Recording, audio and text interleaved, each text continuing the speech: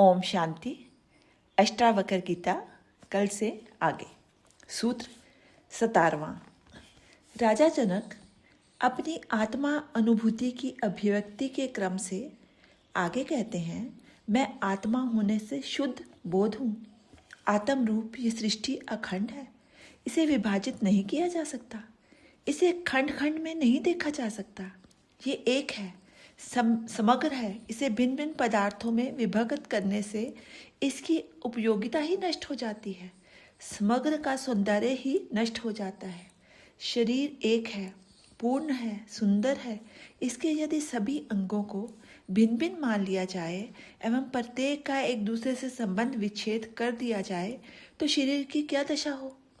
ऐसी ही दशा इस संसार की है। जिस प्रकार शरीर के विभिन्न अंगों में एकत्व का बोध उसमें स्थित आत्मा से ही होता है, उसी प्रकार सृष्टि में एकत्व का बोध कराने वाला परमात्मा या ब्रह्म है।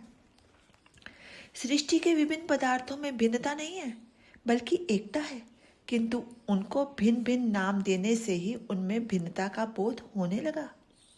नाम देने से पूर्व सभी एक ही था।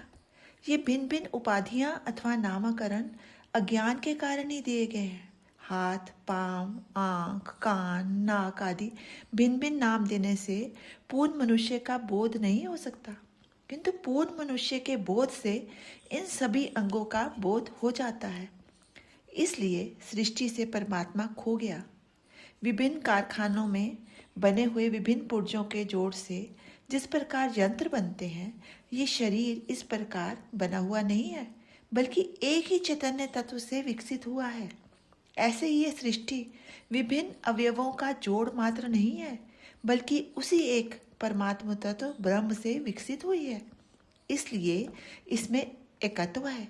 विभिन्न पुर्जों के जोड़ से बना हुआ मनुष्य, यंत्र, मानव, रोबोट तो हो सकता है, चेतन मानव नहीं हो सकता।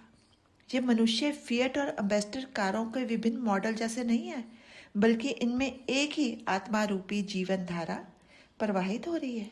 ऐसी ही दृष्टि है जिसमें भिन्नता अज्ञानी को ही दिखाई देती है, ज्ञानी उसमें एकता को ही देखता है।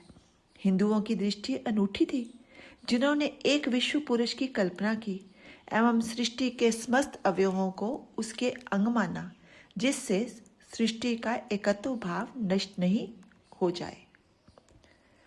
ओम शांति। शेष कर।